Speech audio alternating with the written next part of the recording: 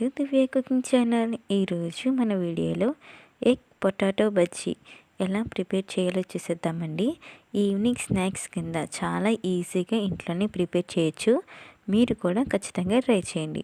ఇప్పుడు ఒక బౌల్లో 1 కప్ వరకు శనగపిండి, 1 కప్ వరకు బియ్యం పిండి వేసుకుని బాగా కలుపుకోవాలి.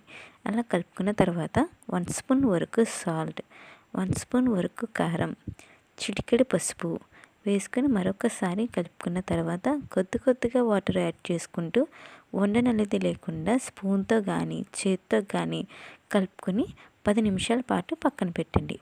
ఇప్పుడు ఉడికించి పెట్టుకున్న 4 కోడిగుడ్లని, అలాగే తొక్క తీసుకున్న 2 పొటాటోస్ని తీసుకుని పొటాటోని వీడియోలో చూపిస్తున్నట్టుగా చక్రాల కింద కోసుకుని పక్కన పెట్టుకోండి.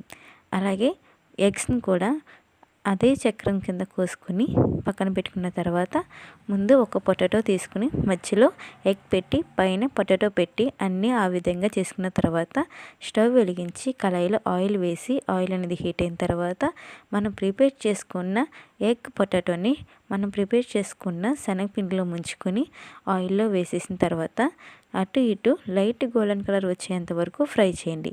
లైట్ గోల్డెన్ కలర్ వచ్చిన తర్వాత ఒక ప్లేట్లోకి సర్వ్ చేయండి. అంతేనండి, ఎంతో ఈజీగా టేస్టీగా ఎగ్ పొటాటో బజ్జీ రెడీ.